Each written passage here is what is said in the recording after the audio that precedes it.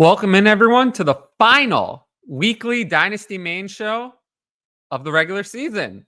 It's been a pleasure to bring this show to you throughout the season. During the offseason, we're going to focus on shorter videos, maybe do some more mock drafts. But this is our last breakdown of NFL regular season action for Dynasty Fantasy Football. Of course, if you like what we're doing, make sure to like, comment, and subscribe, and hit that notifications bell so you can be notified about all future content. With that said, let's jump into the news.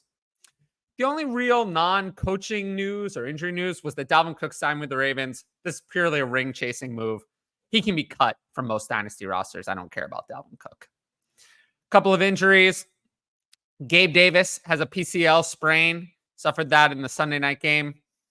Don't know if he's going to be back for the playoffs. I would lean probably not. But, we'll see how he heads into free agency. I'm not optimistic that he's going to get a big deal, but I don't think he's going to be back with the Bills. It just seems like the offense suddenly woke up when Gabe Davis went out. I don't know. As for Sam Laporta, we talked about him a little bit on 5 Takeaways, and I suggest you watch that. He might play next week, according to head coach Dan Campbell. I highly doubt that. I would be stunned if he plays next week. But he does not have a torn ACL. It's a hyperextended knee and bone bruise. He should be fine for 2024, and I'm all in on him. Now, coaching. Commanders fired Ron Rivera. This was as good as done. I think we all knew that Ron Rivera was not coming back. So, they're going to cast a wide net for a new coach. I saw Ben Johnson, Bobby Slowick were on their list. So we'll see who they hire. Falcons fired Arthur Smith. I talked this to death yesterday. Please check it out. I ripped him to shreds, and I would do it all again if I had more time. But wheels up for everyone on the Falcons because it literally can't be worse than it was under Arthur Smith. Panthers fired general manager Scott Fitterer. The Panthers are a disgraceful organization. I don't have much hope for the Panthers. They have no first-round pick. Bryce Young kind of sucks. I guess it is Scott Fitterer's fault. He is the one who made the trade up to the number 1 pick. So he deserved to be fired. We'll see who they bring in at general manager. But the Panthers, I'm not optimistic about anyone there. We're going to talk about how bad they looked in Week 18 a little bit later. And this last one, I think, is the most interesting. The Titans fired Mike Vrabel. They didn't try to trade him because it would take too much time. It would be too hard. That's not good. That's really bad. This was a terrible decision. Mike Vrabel was not the reason why they were losing. It was the incompetent personnel department. So this is not going to solve anything. This is not going to fix any problems. If it wasn't obvious enough that Derrick Henry's gone, it should be obvious now. Probably increases the likelihood that someone like DeAndre Hopkins is on a new team next year. But the Titans are a total teardown. They're going to try to build around Will Levis for this first year. And if that doesn't work, they'll be moving on to another quarterback for 2025. Now, we're going to break down every game. And of course, the best way to get my full Dynasty advice is on the Patreon. Links in the top right corner. In the comments below, patreon.com/fantasy advice. You can get all of my advice on demand. You don't have to wait for the video. So that's the best way to get that. And then, of course, please check out the other content on the channel. We had the 5 Takeaways video yesterday. We also had my Dynasty stashes. It's breaking records. Please make sure to check all of that out. With that said, let's jump into each game. We'll start with the Steelers and Ravens. The Ravens didn't do much, but the Steelers, they won. They made it to playoffs. My big takeaway for the Steelers, George Pickens vanished from the receiver course. He didn't even have a target in this game. I don't know what happened here. I think we have to accept that this receiving group is going to be frustrating in Dynasty forever. Right now, I have George Pickens ranked at Dynasty wide receiver 26. I just kind of don't trust him. I think a bunch of rookies are going to come in ahead of him. Deontay Johnson's even lower. I'm just not that interested in this receiver group. But if George Pickens is punished for this end of the year performance, maybe he'll be a little bit of a buy. We'll see. As for the Ravens didn't play any starters. So there's literally no takeaways from the Ravens. The only thing I'm really watching is what happens next season when Mark Andrews is back. Is Isaiah likely going to still get involved like he was after Mark Andrews got hurt? Or will it be like when Mark Andrews was in and Isaiah likely was literally an afterthought? But as for this game, there were no takeaways for the Ravens. Texans and Colts.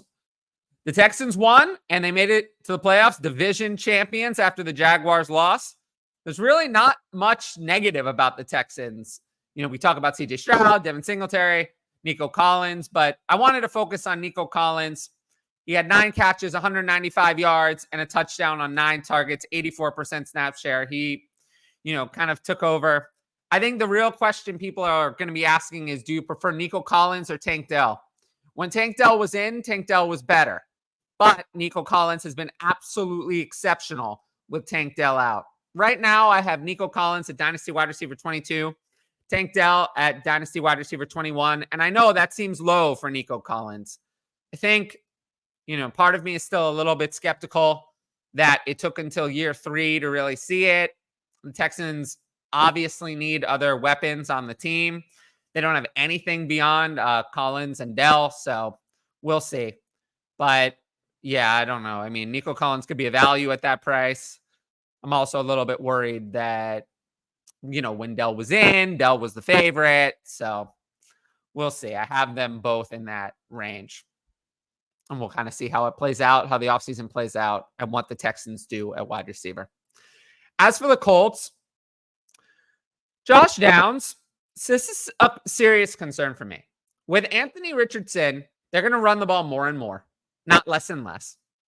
And Josh Downs never, and I mean never, challenged for play in 2 wide receiver sets. Never. He played a 68% snap share in this game. He does not come on the field in 2 wide receiver sets. Michael Pittman played 100% of snaps. Alec Pierce, 97. I don't know why they think that that's wise, but that's what they're doing. Josh Downs comes in only in 11 personnel, and they don't play 11 personnel like 90% of the time. So in this offense, if Josh Downs is only playing 69% of snaps, he's not going to get there. He had 3 catches for 48 yards on 3 targets. It's just going to be inconsistent. You're not ever going to be able to trust Josh Downs. It sucks because he's a really, really good player. But because the situation is just kind of not great, he only has 3rd-round draft capital, so he's not guaranteed anything kind of like by the NFL. I only have him at Dynasty wide receiver 35, and that's obviously without any rookies involved. So we'll see. Hopefully he can kind of take a step forward and overcome the odds being against him, but something that would really help would be being on the field more. Because if you're on the field more, you have more opportunities for targets, more opportunities for production, and it really would improve his dynasty value. Jets versus Patriots. This entire game was mostly a waste of time. I talked about Breece Hall yesterday on the 5 takeaways.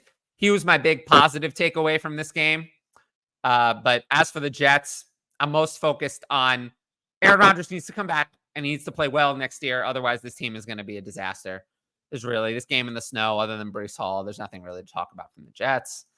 As for Ezekiel Elliott on the Patriots, I liked what he's shown down the stretch. He actually doesn't look horrible. I think he'll have a 2024 job somewhere. He had 13 carries for 54 yards, 5 catches for 27 in this game, 93% snap share. I never thought Ezekiel Elliott could do that.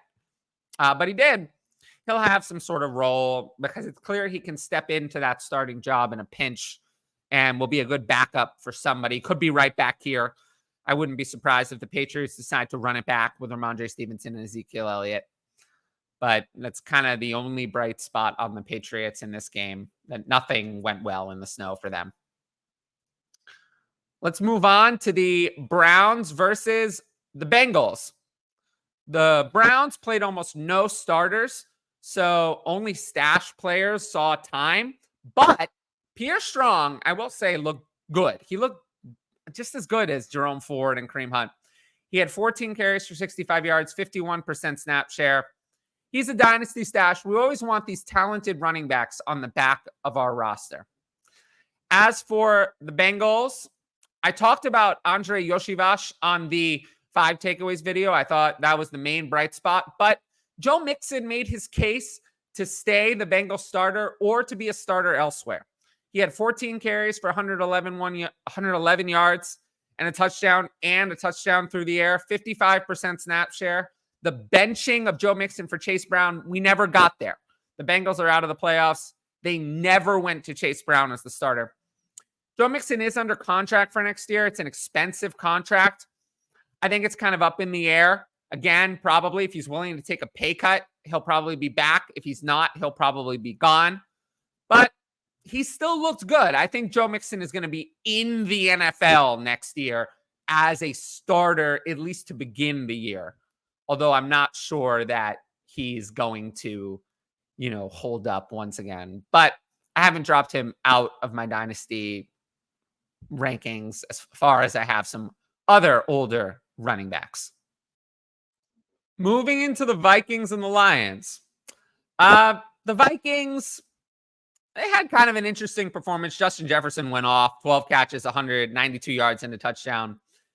But we know Justin Jefferson's good. We know Jordan Addison's good. The offense needs TJ Hawkinson. The main thing I wanted to focus on was Ty Chandler remained the lead back over Alexander Mattison.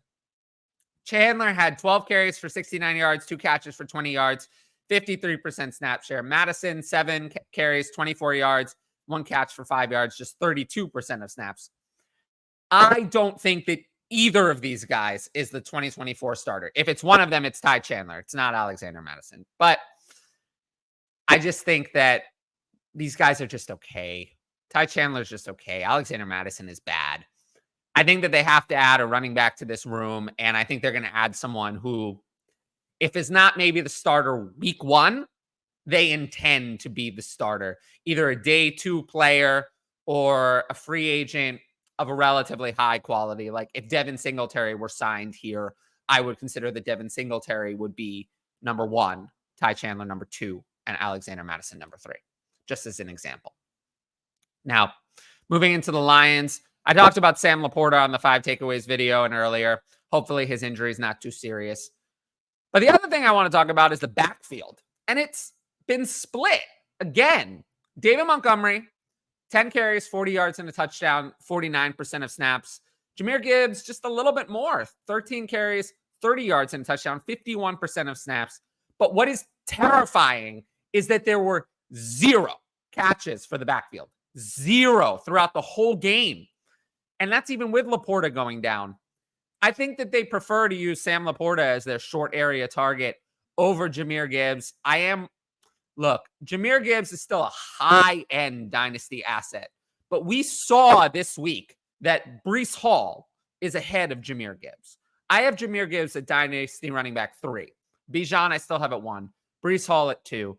And Gibbs at 3. I don't think Jahmyr Gibbs is ever going to be like a workhorse back. Breece Hall had 37 carries this week. That will never happen. Jahmyr Gibbs will never have 37 carries. That's not possible.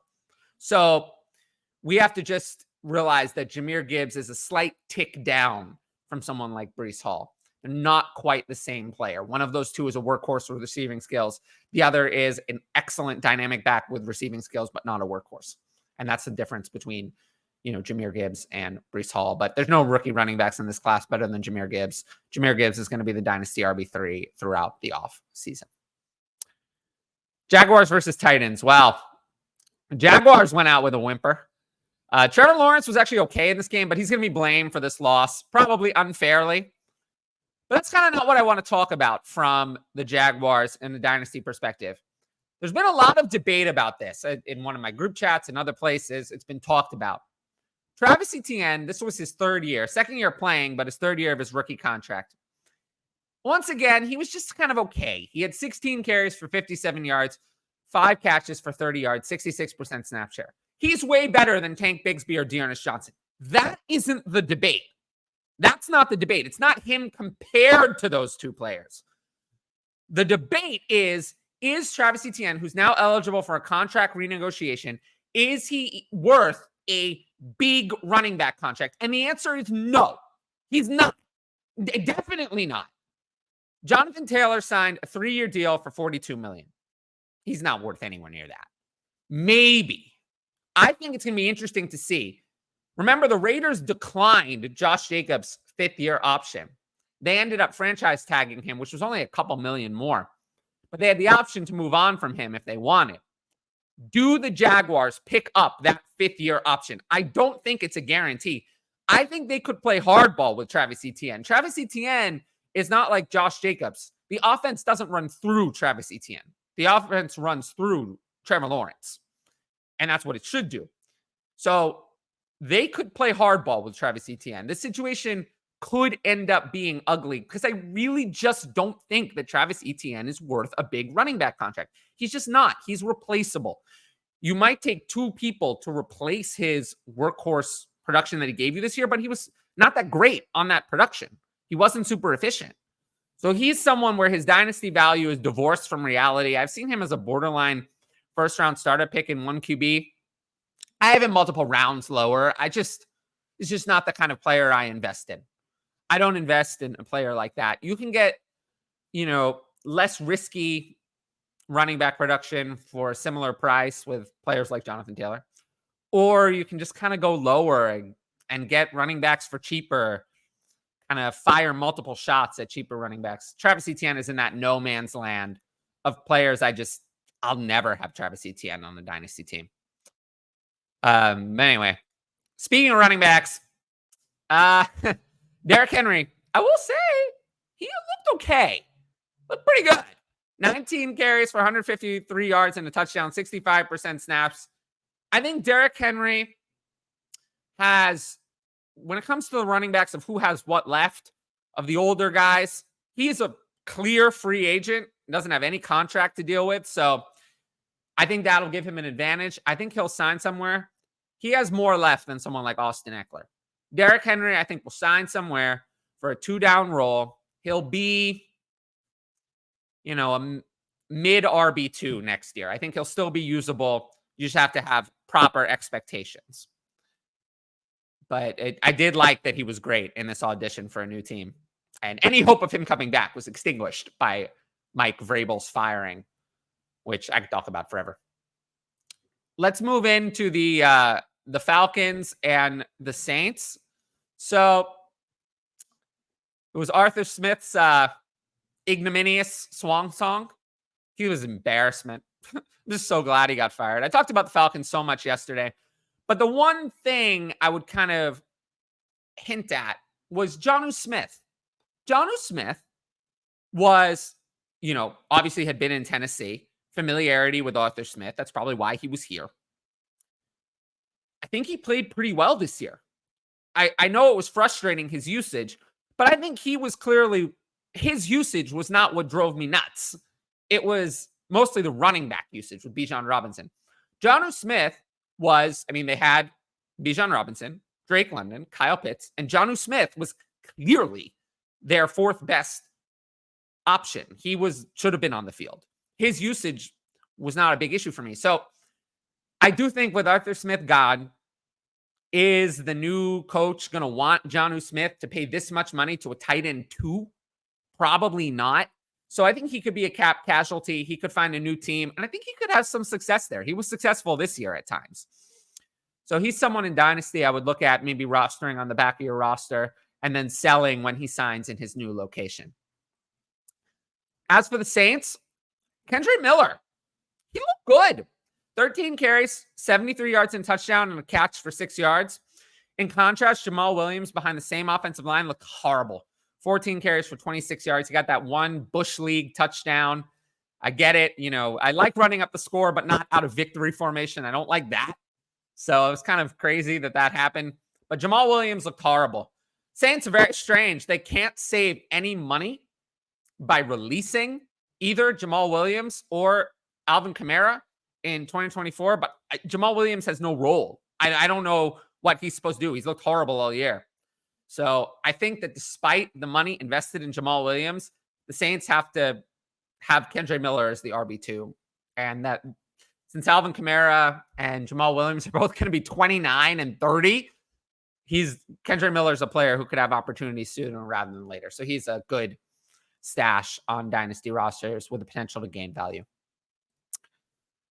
Buccaneers versus the Panthers. So, well, I mean, this was kind of a putrid game. I mean, what was it? 9-0. Not a lot of excitement.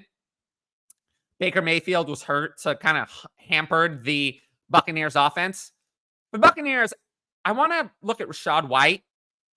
He went 19 carries, 75 yards, just okay. 4 catches, 18 yards, just okay. 74% snaps.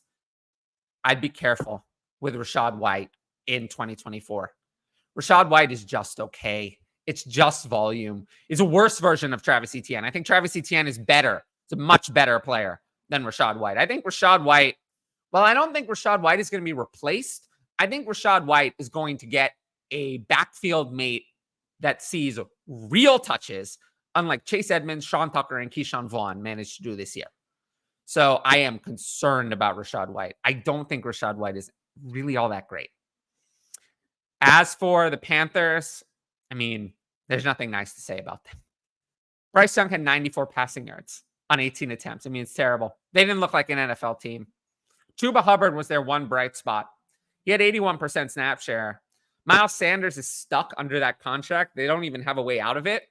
I think kind of by default, Chuba Hubbard might be their starter next year. I don't think that getting a new running back is going to be a priority for this team that has countless holes. So as of now, I'm projecting that Chuba Hubbard is going to get the start to open next year. And he's been pretty good on the touches that he had. Had 23 carries for 83 yards this week. I mean, that's not bad. So he's definitely a player to watch next year. But otherwise, the Panthers are abysmal. The whole team is bad. Receivers were a joke. Bryce Young was awful. And we're going to see who they hire at head coach and general manager in order to fix this problem, because there are so many problems here. Now let's jump into the Eagles and the Giants. The Eagles kind of looked awful. I am very worried about them going into the playoffs, but they didn't play many relevant players. Devonta Smith was hurt. Jalen Hurts got hurt during the game. A.J. Brown was forced out with a knee injury. Seems like that could be a problem. But I will say that Kenneth Gainwell looked decent. He's challenged for more work as the year's gone on. He had 7 carries, 62 yards, 38% of snaps. We'll see what happens next year. I don't know if they're going to bring back DeAndre Swift. I think that's the big kind of focus for the Eagles this offseason in terms of fantasy. All their other players are locked in. But DeAndre Swift, we will see. He's a free agent. Maybe they'll use the franchise tag. Maybe they'll try to sign him to a long-term deal. Maybe they'll let him walk. And Kenneth Gainwell might get some more opportunities. As for the Giants actually look pretty good under Tyrod Taylor. I will say it's looked better under Tyrod Taylor than it did under Tommy DeVito or Daniel Jones. Just food for thought. I don't know.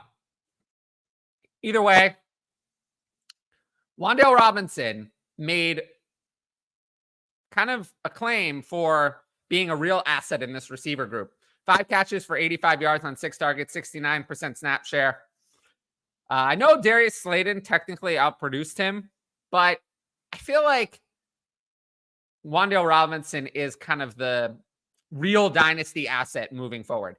Jalen Hyatt played 13% of snaps and had 2 targets. So there's no competition between Robinson and Hyatt.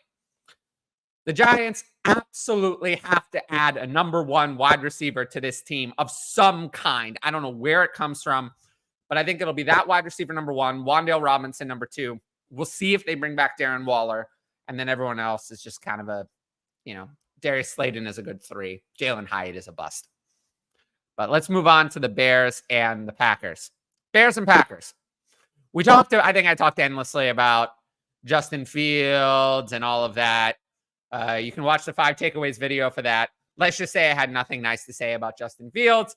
I went off on the pro Fields mob agenda. They have no facts, no evidence, no data to support their conclusions. None at all. They just like Justin Fields. I like Justin Fields too. He seems like a very nice person. I don't make my personnel decisions based on who's the most likable. So I'll just leave it at that. But for the Bears, The other thing to talk about is their running back room. D'Onta Foreman has disappeared. Personal issue. It seems like he was benched, didn't like it, and now is a healthy scratch. So he's gone. Khalil Herbert led, I guess, 12 carries for 28 yards, 2 catches for 13 yards, 48% snap share. Roschon Johnson, 5 carries for 20 yards, 50% of snaps. I don't think the Bears 2024 starter is one of these two. I think D'Onta Foreman will be gone. The other two are under contract, and a new running back will come in who will be the favorite to be the starter because these two are not it. We've seen enough of these two to know that they're not it, and I think that they need to bring in someone better than either Khalil Herbert or Roschon Johnson. Again, if they sign someone like Devin Singletary, I'm going to put Devin Singletary as the starter. You know, if they sign someone like Zach Moss, I'm going to assume that Zach Moss is the starter, just given what I've seen from those guys versus what I've seen from their incumbents. As for the Packers, kind of the opposite. I only have good things to say. Romeo Doubs left this game with a chest injury, and it didn't even matter. Jordan Love went 27 of 32 for 316 yards and 2 touchdowns. Christian Watson didn't even play. Romeo Doubs left with a chest injury. It's like it didn't even matter. Jaden Reed had 112 yards. Bo Melton just stepped in and had 5 catches for 62 on 7 targets. Dontavian Wicks had 2 touchdowns.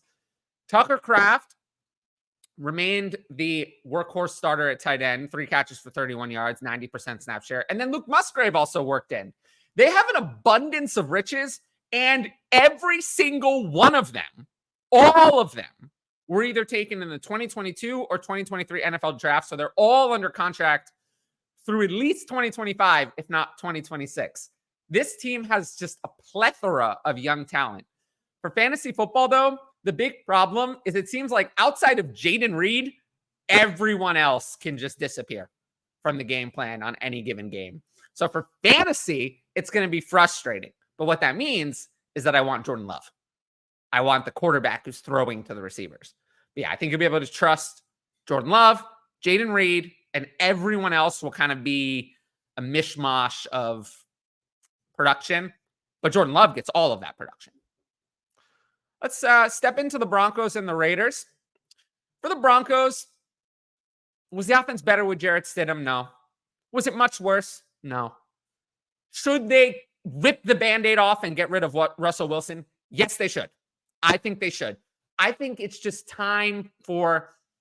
I don't think they can run it back and fix it under Russell Wilson's massive contract. So I think they should take their medicine and avoid guaranteeing another, whatever it is, $36 million, whatever that is, to Russell Wilson. Avoid that and just move on. So I do think they're making the right choice, even if it essentially makes 2024 a lost season. However, I think there will be some changes to the running back room. Javonte Williams was the only running back who played well in this game, but he still only had a 41% snap share. I think it's time to say that Javonte Williams has never really locked down a workhorse role in this backfield. He didn't as a rookie. He didn't as a sophomore before his injury. He hasn't this year, even after he's looked fully healthy. He's never locked down a workhorse role. And I think we would have seen him do it at some point if he was going to. So I don't think he's going to. I think we have to accept that he's more of a committee back, and that's just what he is. And that's okay. Someone new is going to come in alongside Samaje Perine and Jaleel McLaughlin, because those are not good enough. Javonte Williams next year is his walk year. So, yeah, I think they're going to be looking to move on rather than looking to recommit more to Javonte Williams. They're going to bring in their successor. As for the Raiders, again, kind of playing out the string with Aiden O'Connell. He's just a backup. But I do like what I saw from Trey Tucker. 5 catches for 79 yards and 5 targets in a rushing attempt for 11 yards, 64% snap share, totally overtaken Hunter Renfrow for that third receiver role in recent weeks. If there's a chance Davante Adams is gone, and yeah, they'll bring in another receiver, but there is no replacing Davante Adams if he leaves. That you cannot replace Davante Adams. So Trey Tucker will get more opportunities if Davante Adams leaves. I think he's looked good. He's flashed in his opportunities. So he's someone I've kind of been talking about as a dynasty stash for a while. Someone I'm interested in. If you get him as a throw-in a trade, I think he could pay off, especially if they get a good quarterback. Kirk Cousins would be the best case scenario, but we'll see what they do at the quarterback position. They're one of the teams kind of in quarterback purgatory. Seahawks and Cardinals. Now, speaking of a team in quarterback purgatory, I feel like the Seahawks are on that list. I think it's very clear that they can't win with Geno Smith. And that's why my takeaway for the Seahawks is the entire offense is annoying. I just think it's very clear that Geno Smith isn't good enough to bring them much farther than this. Another 9-8 record. Second year in a row. This time it wasn't good enough for the playoffs. But I think we see what they can do with Geno Smith. They're not going to progress with Geno Smith, but they have no path to replace him. I don't see what they're going to do. I mean, maybe they'll be able to take a quarterback in a later first round, but they don't have access to the best quarterbacks in the draft. They can't afford a high-priced quarterback free agent. And the entire offense is annoying. It's not a great offense, and there's a lot of weapons in it that a not great offense can't support. Zach Charbonnet could have been a great running back on another team, but he's stuck behind Kenneth Walker forever. Kenneth Walker's never giving up the starting job. Kenneth Walker's just better than Zach Charbonnet. I think they're both starting caliber running backs, but Kenneth Walker's better. So Kenneth Walker is going to keep Zach Charbonnet down forever. As for the receiving core, how DK Metcalf had 1 catch for 10 yards on 6 targets, I'll never know. Why JSN only plays on 65% of snaps, I have no idea. Something needs to change here. I don't know what it is, but it just feels like they're going to run it back with Pete Carroll and Geno Smith next year. It's going to be another step. I felt like this year was a step back, even if the record was the same. I feel like next year will be another step back. So I'm not looking forward to this offense. And JSN, someone, I feel like I might be stuck on the talent of JSN. I just know how talented he is. But I dropped him a little bit in Dynasty. I have him down to Dynasty wide receiver 15. I'm probably going to have the main 3 rookies. Harrison for sure. Neighbors for sure. And then probably Odunze ahead of JSN. So he'll probably be around wide receiver 18. But it would really help if either DK Metcalf or Tyler Lockett could go away, because I don't see JSN like fully breaking out if they just run this offense back. As for the Cardinals, Kyler Murray looked pretty good, but he's lacking a true wide receiver 1. However, Michael Wilson stepped up and I think did enough to say, we don't need to bring Hollywood Brown back. He had 6 catches for 95 yards on 6 targets, 83% snap share. Trey McBride is the clear, second target, or a first target most weeks, second target this week. But those are their top 2 right now. I think Hollywood Brown is gone. But imagine this offense with Marvin Harrison Jr. or Malik Neighbors instead of Greg Dortch as the wide receiver, other wide receiver on the outside. Rondale Moore is a fine 3, I think. 57% of snaps, 4 for 31 on 5 targets. He's a good slot receiver, a good 3. You have Michael Wilson as your 2 outside wide receiver. You have Trey McBride as your tight end. What you need is a 1. You need a 1, and they have access to that at number 4. Could be Marvin Harrison Jr. If not, I think Malik Neighbors is potentially worthy of such a high pick. But what I don't think they should do is bring back Hollywood Brown. I just think he's not going to be worth what he costs in free agency. He's probably out of their price range, not even worth the franchise tag salary. So Michael Wilson, I think, is going to have an opportunity to step up next year as he did this week. Got 4 games left, so let's hop to the Chiefs and the Chargers. For the Chiefs, they literally played nobody. Nobody. So we can skip them. We'll see how they do in the playoffs next week, but there's literally 0 takeaways for the Chiefs. As for the Chargers, man, Austin Eckler looked like vomit, and I mean really bad. He had 10 carries for 11 yards. Austin Eckler is not just done. Austin Eckler is cooked, completely cooked. 3.5 yards a carry this year. I mean, he was abysmal. Didn't do nearly as much in the receiving game. Just 51 catches for 436 yards. I really think Austin Eckler, unless he realizes that his services are going to cost like $3 to $4 million, he's going to end up retired. He's not coming back here. And I think he might just be gone from the NFL. So he's someone in Dynasty. There's no buy low on Austin Eckler. There's no, oh, well, we'll see. No, I think Austin Eckler is done. Rams versus 49ers. All backups in this game, but I think there was some more interesting stuff than the Chiefs and Chargers game. For the Rams, Carson Wentz made his case for a 2024 backup job, and I think he made a good case. 17 of 24 for 163 yards, 2 touchdowns, and 17 carries for 56 yards and a touchdown rushing. I never thought I would. That doesn't sound like Carson Wentz, but he did that. So, yeah, I think he'll be a backup. Could be here. I mean, he's had good rapport, if it sounds like with Sean McVay, fitting in well on the team. I wouldn't be surprised if the Rams try to retain Carson Wentz. It's not like he's going to be a starter, but I think he should be their backup. We can't trust Stetson Bennett. Nobody even knows where he is. So Carson Wentz, I think, has made his good case for the 2024 trustworthy backup job. And I think the Rams would be wise to re-sign him.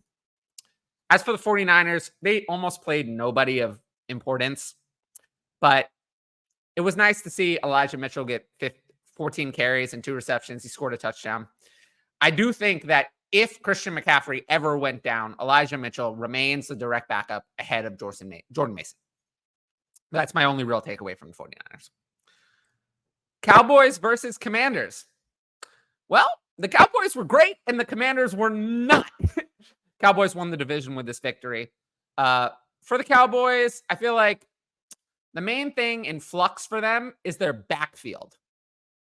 Tony Pollard had 17 carries for 70 yards and a touchdown and 2 catches for 16 yards, 57% snap share. Rico Dowdle, 9 carries for 46 yards, 3 catches for 54 yards, 36% snap share. I think it's interesting to see what happens in 2024. There's no commitment to either of these guys. Dowdle, no contract really. Tony Pollard, unrestricted free agent. I do think that this is one kind of like Joe Mixon where it's up in the air. I think there is a possibility that Tony Pollard is back. I think it would have to be on a relatively team-friendly deal. But there's also a possibility that he's gone. I don't think it's like the Chargers with Eckler where the door is shut. I think the door is open here. For Pollard, I'd want him to return. I don't think he's going to find a better spot elsewhere. I do think as much as did Tony Pollard deliver on fantasy RB1 numbers? No. Was Tony Pollard probably still good enough to be a starting running back somewhere in the NFL? Yes. And I think he still has another year of doing that. So I have not ridden Tony Pollard off, but we're talking about someone who's, I have him in Dynasty at RB23. So we're talking about someone who's more of a middling asset over a high-end asset. As for the Commanders, Sam Howell went out with a whimper. 19 of 27 for 153 yards, a touchdown, 2 interceptions, took 4 more sacks. And he will be replaced by the number 2 overall pick, which I'm going to assume is Drake May. Could be Caleb Williams. It's one of those two. The Commanders are going to be taking quarterback at number 2 overall. The group delusion is over. Finally, the group delusion of the Commanders fans. All year, I was told, and I usually don't like to dance on a grave, but I was told I don't know anything. I'm an idiot. I don't know nothing. Sam Howell is a franchise quarterback. He will be the starter next year. Blah, blah. It's very clear that he is not going to do that he has been bad all year. The counting stats fooled you. He was inaccurate, reckless with the ball. That doesn't last in the NFL, and now he will be where he belongs, which is on the bench, and we'll see how that new role goes for him behind probably Drake May. And, of course, Sam Howell's poor play, as we talked about earlier, led to the firing of Ron Rivera, as we talked about. So, yeah. Sam Howell also failed to make any of the receiving weapons fire in this game either. So, yeah, nothing good to say about Sam Howell. And I am happy for Terry McLaurin that Drake May is coming in, and maybe he'll finally have a usable quarterback. Last game, Bills versus Dolphins. Well, Gabe Davis left this one with a knee injury. We talked about that earlier. But for the Bills, Josh Allen had a game for the ages. 30 of 38 for 359 yards, 2 touchdowns, and 15 for 67 rushing. James Cook did not. he only had 16 touches, turned him into 52 yards, 62% snap share. Leonard Fournette was involved. I do think this showed that if the Bills are willing to run this offense, Stefon Diggs might be willing to come back. I don't know what was going on, but now he finally got back to 88% snap share. That's better. It's there. I think his complaints were heard. Dalton Kincaid, 7 of 84 on 8 targets, 55% snap share. It still makes no sense. He needs to get more involved. But if the conversation with Stefon Diggs was had, and this is what happens during the playoffs, I think Stefon Diggs will be back. There's no problem with this usage share, the snap share, and all of that. If it's like what it was, if this was the aberration and we go back to what it was over the last 5 weeks next week, then Stefon Diggs will be gone. But this is the involvement that he wants. If they're promising him this, I think they'll be able to keep him. If they're not, if this is not what they want and this was a one-game aberration, then they won't. As for the Dolphins, Devon Achane is a star, but Jeff Wilson also looked good. He had 10 carries for 56 yards and a touchdown and 1 catch for 5 yards, 63% snaps. I like him a lot. We'll see what happens next year. If he can be a starter in this offense, we know that he'll be an RB1, just given how good the Dolphins offense is, especially in opening up lanes for the rushing game. And right now, I have him at Dynasty RB6. And given the strength or lack thereof of this rookie class, I think he'll be above all the rookies coming in. Now, if you like this video, make sure to like the video, leave a comment, subscribe to the channel, and hit the notifications bell so you can be notified about all future content. If you want to support my content, make sure to check out the Patreon, top right corner, comments below and in the video description. And of course, check out all of my solo content on the channel. We're doing lots of great videos, Dynasty buy, sell, stashes, tiers, rankings, all of that. It's all going to be on here. We're going to break down rookies. We're going to do all of that throughout the offseason. And yeah, I just appreciate everyone in the audience, everyone who supported the channel throughout the season and supported this show in specific. And yeah, I just am very appreciative, and I will see you all as I produce my videos throughout the off season. So we're getting ready for the peak Dynasty content, our non-point scoring season, as Dynasty Outhouse would say. And I'm here to provide content and enjoy it all with you guys. But until next time, I'll see you all later. Peace out.